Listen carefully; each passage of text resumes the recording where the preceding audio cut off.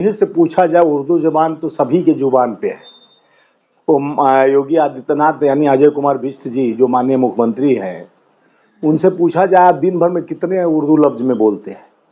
उन्हीं पर सवाल किया जाए। उनके डेली का रिकॉर्ड आप निकालिए, मैं बताता हूँ कितने उर्दू दिन भर में। वो खुद भी बोलते हैं उर्दू? उर्दू बोलते हैं, कहा गया उर्दू तो कोई ऐसा हिंदुस्तानी जो है नहीं उर्दू नहीं बोलता हो। बता दीजिए कौन नहीं बोलता? उर्दू तो एक जुबान है यार। वो देखिए, आज जैसे हम हिंदी, संस्कृत और उर्दू को मिलाकर ये हिंदी जो बोलते हैं ना, तो सब मिलाकर ही एक भाषा बनाया गया हिंदी जो है। तो उर्दू तो संस्कार का चीज है। देखिए, जैसे मदरसे की पर आपत्ति उनको होता है कि उसको उर्दू पढ़ाया जाता है। मदरसे पर जिस तरह से आपत्ति होता है उर्दू पढ़ाया जाता है, तो मदरसे में ये बताया जाता है, देखिए मदरसे में ये बताया जाता है कि इस्लाम के बारे में। हमारा संस्कृति विद्यालय था पहले, उसका भी एग्जाम होता था, मैट्रिक पास करते थे संस्कृत से। तो संस्कृत में क्यों नहीं गीता, पुराण, उपनिषद और उसके बाद रामायण? तो उसके लिए कोई आपत्ति है किसी का? नहीं आपत्ति है, पढ़ाना चाहिए। सभी हिंदू बच्चों को भी संस्कार मालूम है। वो पढ़ा हम जब बच्चे होते हैं तो नर्सरी से नीचे तो क ख ग घ अंग ये सब पढ़ाया जाता है हम लोगों को। तो क से सब हिंदू मुस्लिम सब पढ़ता है, कोई का आपत्ति नहीं है। सुनिए, संस्कृत जानते हैं। देखिए बहुत लोग जानते हैं, श्लोक भी जानते हैं, संस्कृत भी। देखिए हमारे साथ एक डॉक्टर आरजू अभी डॉक्टर हो गया, तो हम हमारे साथ पढ़ता था। तो हम संस्कृत लिया था मैट्रिक में। तो वो मैट्रिक स्कूल में एग्जाम में वहाँ चूज किया जाता है उर्दू या संस्कृत। तो कई लोग संस्कृत लेते थे, उर्दू हिंदी के साथ उर्दू लोगों की संस्कृत भाषा है। तो भाषा पर आपको क्या ऐतराज है? कोई इस्लामी को नहीं थोपने का चीज है। उर्दू एक भाषा है। भाषा यह है कि इल्म जानकारी रखने के लिए, जो कुरान शरीफ में पाराओं को जानने के लिए, समझने के लिए, चाहे गीता को हमको पढ़ना है तो हिंदी शब्द को जानना जरूरी है। तो इसलिए अली बेत ऐसे जीमा ये सब पढ़ाया जाता है, बच्चे पढ़ते हैं, ज्ञान सीखते हैं। मदरसा यानी एक तरह का लोगों को अपने ईश्वर के प्रति, अपने अल्लाह के प्रति, अपने कुरान शरीफ के प्रति एक आस्था और संस्कार सिखाने का जगह बनाया गया। जो सदियों से लोग मुसलमान भाई अब मदरसे में बच्चों को भेजते हैं, स्कूल भी भेजते हैं, मदरसे में भेजते हैं, इसलिए कि कुछ क्षण जाकर उसके सांस्कृतिक ज्ञान जो है, हमारे हिंदू धर्म में भी होना चाहिए कि आप संस्कृत का ज्ञान देना हो तो ऐसा विद्यालय खोलना चाहिए। योगी जी खुद ही अपने को संस्कारी बनते हैं, तो संस्कृत विद्यालय खोलिए जिसमें वो हमारे जो हिंदू के सनातन के पाठ है, पहले तो उन्हीं से पूछ लिया जाए। हम कई भाजपा के लोगों से पूछे कि जो गायत्री मंत्र है उसमें कितने शब्द है, हम पढ़ के बताए। बोले बताओ, ओम भूर्भुवः स्वः तत्सवितुर्वरेण्यं भर्गो देवस्य धीमहि धियो यो न प्रचोदयात्, कितने शब्द हुए? तो लोग चकरा जाते हैं। तो मैं बोला भैया 24 है। और रामचरितमानस में कितने वो है श्लोक है? तो 24,000 है। तो ये लोग को ज्ञान नहीं। रामचरित्र, राम जी के 10 पुस्तक, 5 पुस्तक का नाम बता दीजिए जो गंगा को भागीरथी लाए थे, और राजा हरिश्चंद्र से लेके सारे उन्हीं के पूर्वज थे। 10 और उनके पूर्वजों का नाम पूछ लीजिए तो नहीं पता रहेगा, लेकिन कहेंगे हम सनातनी हैं।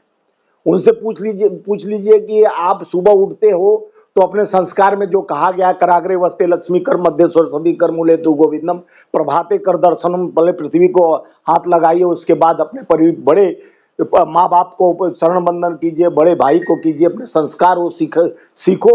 एक दूसरे पर कटाक्ष की जगह पर अगर संस्कार की बात करते तो पढ़े लिखे को, फारसी का जो पढ़ा लिखा ज्ञानी रहेगा तो ज्ञान की बात करेगा। एक न तत्व ज्ञान है न ज्ञान है। ये लोग जात पात का जहर घोलते हैं। दुबई वाले से इनको प्रेम है। दुबई वाले आते हैं, देखे होंगे पूरा होर्डिंग वेलकम, माननीय प्रधानमंत्री जी एयरपोर्ट गए, पूरा नाच गाना हो के कैसे गले में एकदम ऐसे लपेट लिए। क्यों? दुबई वाले से फायदा है।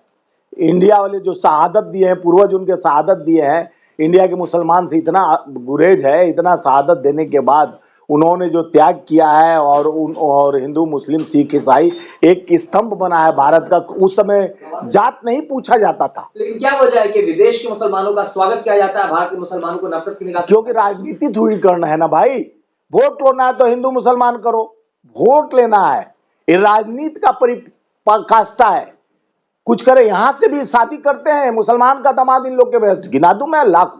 कई प्रतिभा जो उनकी आडवाणी की, वो तो तलाक हो गई, उसकी छोटी बहन भी शादी की, आडवाणी की दोनों बेटी मुसलमान से। अब शाहनवाज हुसैन दामाद किसके हैं? जान ही रहे हैं, भाजपा के दामाद हैं। और वो जो मुख्तार नकवी वो भी भाजपा के दामाद हैं, और कई ठो दामादों का जनसंख्या है जो मुसलमान होके उनके आरएसएस वालों का दामाद है। तो ये लोग दामाद प्रथा रखते हैं लेकिन मुसलमान प्रथा खत्म करते हैं। ये सभी तो उर्दू बोलते हैं, उर्दू भी बोलते हैं और तो दमादे हैं, तो वो अपना तो उर्दू सिखा दे इनके बेटियों को, जो पढ़ने उनकी घर की बीवी बनी तो तब तो नमाज भी पढ़ने लगती हैं, ला इलाहा इल्लल्लाह मुहम्मद रसूलुल्लाह। मैं बोलता हूं देखिए रमजान आ रहा है, आप पाक त्योहार आ रहा है, ये रमजान के समय में आप नियत बांधकर आप अल्लाह को याद करते हैं। अल्लाह सबको देता है, सबको सन्मत देता है, ईश्वर अल्लाह तेरो नाम सबको सम्मत दे भगवान।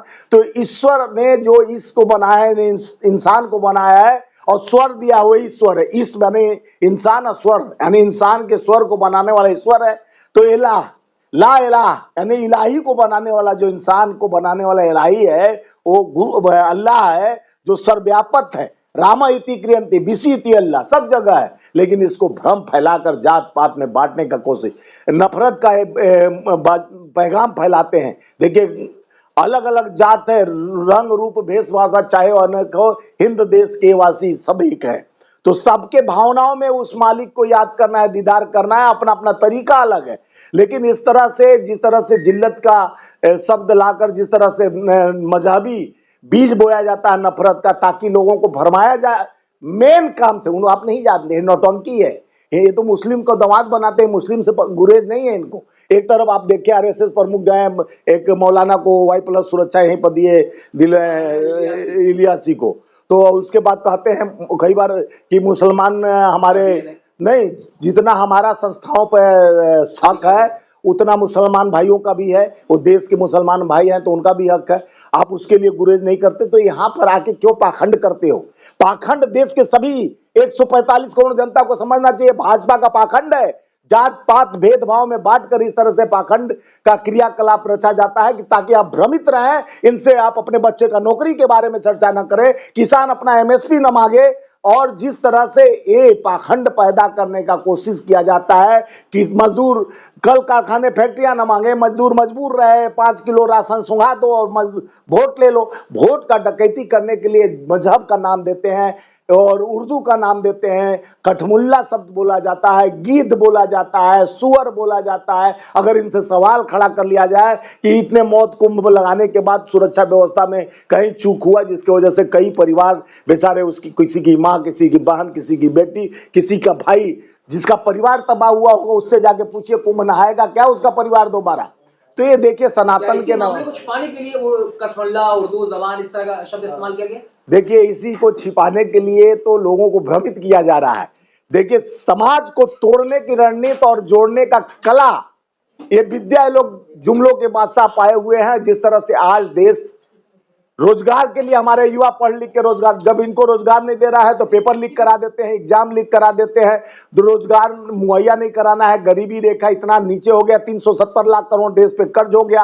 और कर्ज मुक्त क्या करेंगे? भारत में कर्ज का युक्त कर दिए। जिस तरह से कहते थे कि मैं कांग्रेस मुक्त करूंगा, आज तो कर्ज युक्त कर दिए। 54 लाख करोड़ हमारे देश में कर्ज था, 370 लाख करोड़ कर्ज हो गया। जनता पूछो कि मोदी जी कौन सा ऐसा तूफान ला दिए देश में, जो आप बब्बर शेर लगा के चौक चौहानी पे बोलते थे make in India, make in India, पूरे विश्व का समीकरण हम बैठाएंगे, हब बनाएंगे, इंडस्ट्रीज बनाएंगे। न नौकरी है, न व्यवस्था है। ये आपका क्या चल रहा है? कठमुल्ला और मुल्ला कहकर देश के बांटने की रणनीति आप कर सकते हैं, लेकिन देश बटेगा नहीं। देश न्याय और जस्टिस के लिए हमारे योद्धा राहुल गांधी जी जैसा ओलंपी नेता प्रतिपक्ष हैं जो दहाड़ते रहते हैं कि हम न्याय की लड़ाई, जस्टिस की लड़ाई और देश को नेक धाराओं में बदलकर हम देश के न्याय की लड़ाई लड़ेंगे। और जहां जहां संविधान अन्याय होगा वहां वहां हम लोग अपना कमर कस के गरीबों के लिए नित्य प्रतिदिन, मजदूरों के लिए नित्य प्रतिदिन लड़ेंगे। जात पात भेदभाव,